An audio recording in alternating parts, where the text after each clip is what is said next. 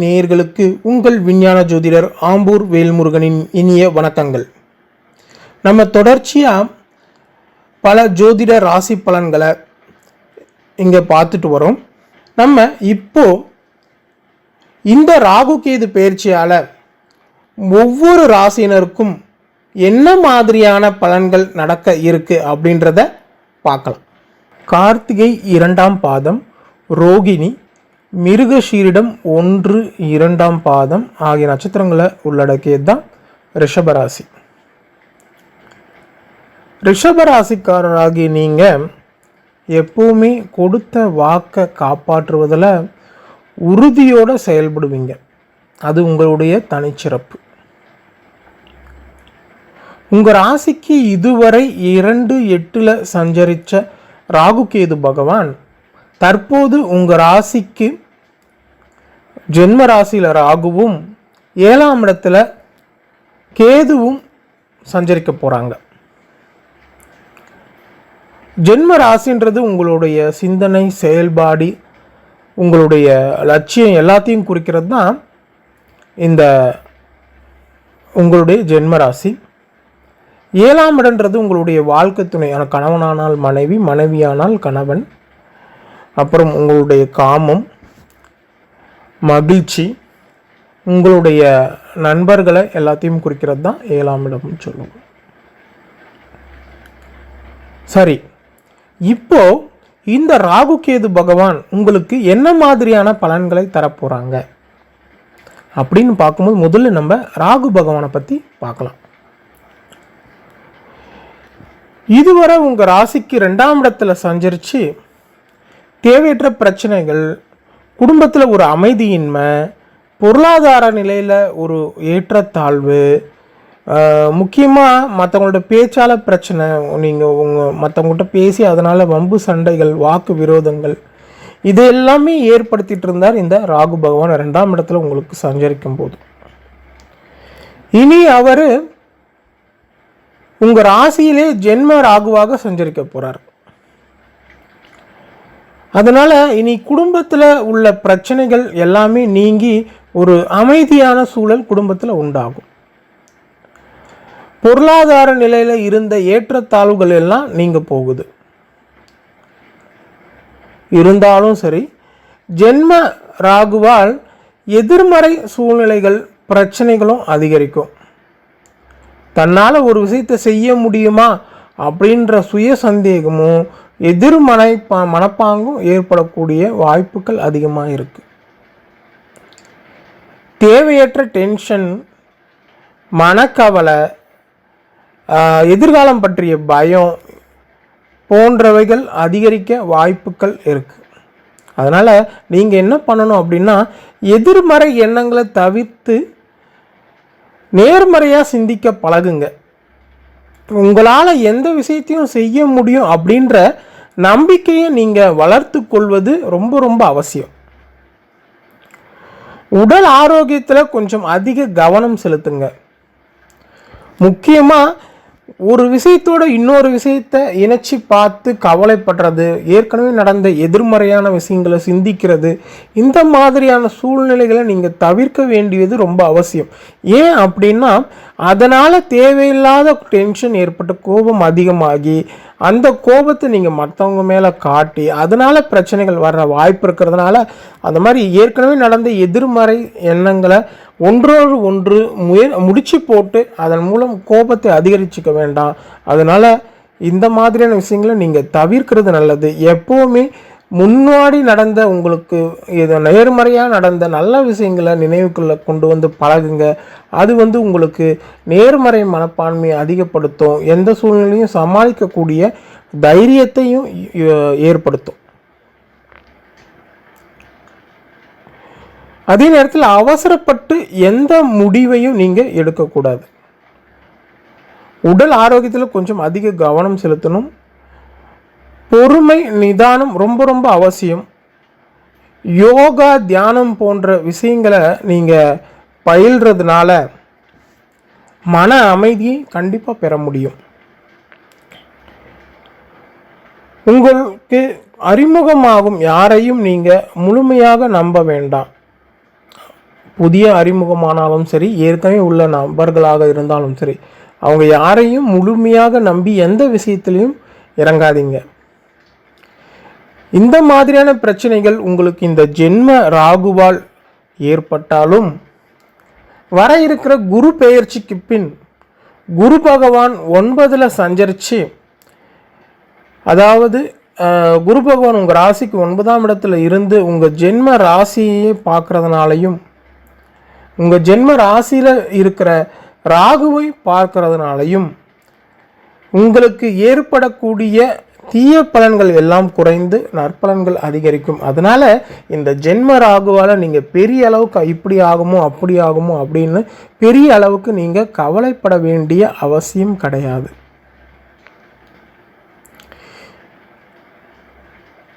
ஏன்னா எப்பயுமே 2-8 ராகு விலகிறதே ஒரு பெரிய தடையிலிருந்து தடை நீங்கின மாதிரியான விஷயம்.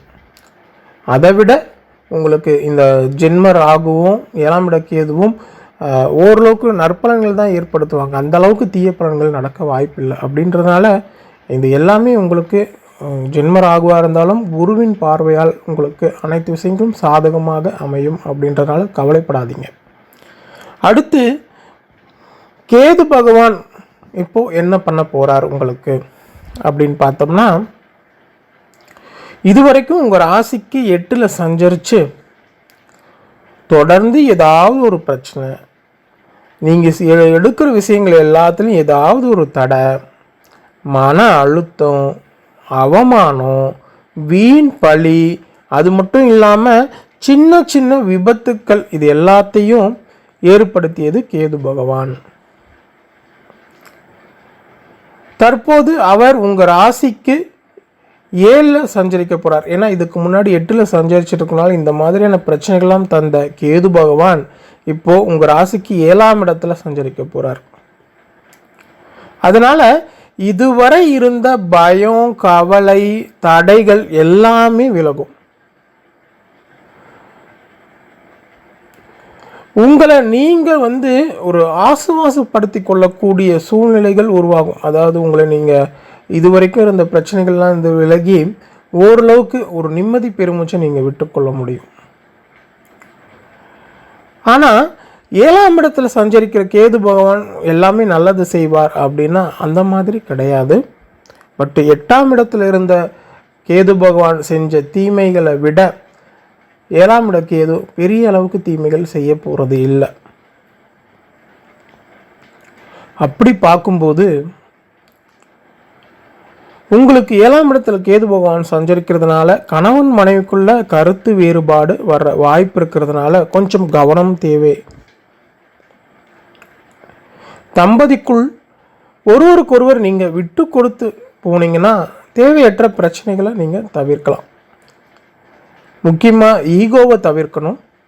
அது மட்டும் இல்லாமல் வெளி ஆட்களின் இன்வால்வ்மெண்ட், அதாவது வெளி ஆட்களின் தலையிட்ட குடும்பத்து விஷயங்களை தவிர்க்கிறது நல்லது. அது வாழ்க்கை துணை இருவருக்கும் பொருந்தும். கணவன் மனைவி இருவருக்கும் பொருந்தும். மனைவி வீட்டு உறவுகளால் பிரச்சனை வரலாம், இல்லது கணவன் வீட்டு உறவுகளால் பிரச்சனை வரலாம். ஸோ இவங்களுடைய பேச்செல்லாம் கேட்காம நீங்கள் எது சரி எது தப்பு, உங்களை பற்றிய விஷயங்களை நீங்கள் அனலைஸ் பண்ணி அதன் மூலம் தேவையற்ற பிரச்சனை உங்களுக்குள்ளே நீங்கள் தவிர்க்க முடியும். அதே நேரத்தில் இல்லற வாழ்க்கையில் சிறு சிறு பிரச்சனைகள் ஏற்படும். அதுக்கு நீங்கள் மருத்துவ ரீதியான விஷயங்களை ஏற்படுத்திக்கிறது நல்லது. மருத்துவர் அணுகி அதை சரி பண்ணிக்கிறது நல்லது. முக்கியமாக அடுத்து வியாபாரம் பண்ணிகிட்டு இருந்தீங்கன்னா அந்த வியாபாரத்தில் இருக்கிறவங்களுக்கு கூட்டாளிகளால் பிரச்சனைகள் வர்ற வாய்ப்பு இருக்கிறதுனால கூட்டாளிகளை முழுசையாக நம்பாமல் அவங்கள கண்காணிப்பில் வச்சு வழிநடத்தி செல்வது நல்லது. இல்லைன்னா கூட்டாளிகள் ஏதோ ஒரு வகையில் உங்களை ஏமாற்றக்கூடிய சூழ்நிலைகள்லாம் ஏற்படலாம். எதுலேயுமே ரொம்ப பொறுமை வேணும். அன்பாக பழகுங்க, நிதானமாக செயல்படுங்க. இதனால் தேவையற்ற பிரச்சனை உங்களால் தவிர்க்க முடியும். உடல் ஆரோக்கியம், அதாவது காம உணர்வில் குறைபாடுகள் வர வாய்ப்பு இருக்கிறதுனால அதற்கான இயற்கையான வழிமுறைகளையும் மருத்துவ ஆலோசனையையும் உணவு முறையும் மேற்கொள்வது உங்களுக்கு நன்மை பயக்கக்கூடிய விஷயமாக இருக்கும். அதே நேரத்தில் ஆன்மீகத்தில் உங்களுக்கு ஈடுபாடு அதிகரிக்கும். சமூக சேவைகளில் நீங்கள் ஈடுபடுறதுனால உங்களுக்கு ஒரு நல்ல மன நிம்மதி கிடைக்கும். ஸோ அதனால் இப்போது 8ஆம் இடத்துல சஞ்சரித்த கேது பகவானோட இப்போ 7ஆம் இடத்துல சஞ்சரிக்கிற கேது பகவானுடைய தீய பலன்கள் மிக குறைவு. அப்படின்றனால நீங்கள் பயப்பட வேண்டிய அவசியம் இல்லை. அது மட்டும் இல்லாமல் உங்களுக்கு 9ஆம் இடத்துல குரு பயிற்சிக்கு பின்னாடி குரு பகவான் 9ஆம் இடத்துல சஞ்சரிக்கிறார். ஏற்கனவே 9ஆம் இடத்துல சனி பகவான் சஞ்சரிச்சிட்ருக்கார். இது எல்லாமே உங்களுக்கு ஒரு நல்ல விஷயம். இவ்வளோ நாள் இருந்த பிரச்சனைகள்லாம் விலகி போகிறதுக்கான ஒரு நல்ல விஷயம். அப்படின்றதுனால ரிஷப ராசிக்காரங்க பெரிய அளவுக்கு கவலைப்பட வேண்டிய அவசியம் கிடையாது. அடுத்து வியாபாரிகளுக்கு எப்படி இருக்கும் அப்படின்னு பார்த்தோம்னா, வியாபாரத்தில் இருக்கிறவங்களுக்கு இந்த காலகட்டத்தில் நீங்கள் கொஞ்சம் கவனமாக இருக்கிறது நல்லது. ஏன் அப்படின்னா 7ஆம் இடத்துல சஞ்சரிக்கிற கேது பகவானை தான் குறிப்பிடுது. புதிய ஒப்பந்தங்களை நீங்கள் பண்ணும்போது அதை ஒன்றுக்கு பல முறை சரி பார்த்துக்குங்க. அதே மாதிரி ஏற்கனவே நான் சொன்ன மாதிரி கூட்டாளிகள் விஷயத்தில் பிரச்சனைகள் வர்ற வாய்ப்பு இருக்கிறதுனால கூட்டாளிகள் விஷயத்தில் கொஞ்சம் கவனமாக இருக்கிறது நல்லது. புதிய முதலீடுகள் செய்யும்போது அதிக கவனம் தேவை. இருந்தாலும் உங்கள் நிறுவனம் பிரபலம் அடையும். வியாபாரம் குரு பயிற்சிக்கு பின்னாடி கொஞ்சம் நல்லாவே இருக்கும். அடுத்து உத்தியோகஸ்தர்களுக்கு பார்க்கும்போது உத்தியோகத்தில் டென்ஷன் அதிகமாக இருந்தாலும் உங்களோட உழைப்பின் பலனை நீங்கள் அனுபவிக்கக்கூடிய காலமாக இந்த நேரம் இருக்க போகுது. உயரதிகாரிகள் மற்றும் சக ஊழியர்கள் எல்லாமே உங்களுக்கு ஆதரவாக மாறுவாங்க. தடைப்பட்ட ஊதிய உயர்வு, பதவி உயர்வு எல்லாமே உங்களுக்கு கிடைக்கும். வேலை இழந்தவங்களுக்கு திரும்ப வேலைக்கு அழைப்பதற்கான வாய்ப்புகள் இருக்குது. அதே நேரத்தில் புதிய வேலையும் உங்களுக்கு கிடைக்கும். அடுத்து மாணவ மாணவியர்களுக்கு பார்க்கும்போது படிப்பில் அதிக கவனம் செலுத்துறது நல்லது. தேவையற்ற விஷயங்களில் மனதை செலுத்தாமல் விடாமுயற்சி மேற்கொண்டு கல்வியில் நீங்கள் உயர்வு பெறலாம். அதே நேரத்தில் தேவையில்லாத நட்பை ஒதுக்கி தள்ள வேண்டிய காலகட்டமாக இந்த நேரம் இருக்குது. நல்லோர்களோட நட்பை வளர்த்துக்குங்க. அதனால் உங்களுக்கு பல வகையில் ஆதாயம் ஏற்படும். அடுத்து அரசியல்வாதிகளுக்கு பார்த்தோம்னா, அரசியல்வாதிகள் நீங்கள் இந்த நேரத்தில் கொஞ்சம் விழிப்புடன் செயல்படுவதால் வீணான பிரச்சனைகளை தவிர்க்க முடியும். அதே நேரத்தில் அவசரப்பட்டு எந்த முடிவையும் எடுக்க வேண்டாம். எதிலையும் பொறுமை நிதானம் அவசியம். அனுபவம் இருக்கிறவங்ககிட்ட இருந்து நீங்கள் முக்கிய ஆலோசனையை பெற்றுக்கிறது உங்களுக்கு நல்லதாக அமையும். அதே நேரத்தில் சமூக பணிகளில் நீங்கள் அதிக கவனம் செலுத்தணும். உங்களுக்கு ஒரு நல்ல ஆலோசகரும் இந்த நேரத்தில் கிடைப்பாங்க, ஒரு வழிகாட்டியும் கிடைப்பாங்க. அடுத்து கலைத்துறையினருக்கு பார்க்கும்போது, கலைத்துறையில் இருக்கிறவங்களுக்கு தற்போதுள்ள வாய்ப்புகளை நீங்கள் சரியாக பயன்படுத்துவீங்க. உங்களுக்கு புதிய அனுபவமும் ஆலோசனையும் கிடைக்கும்.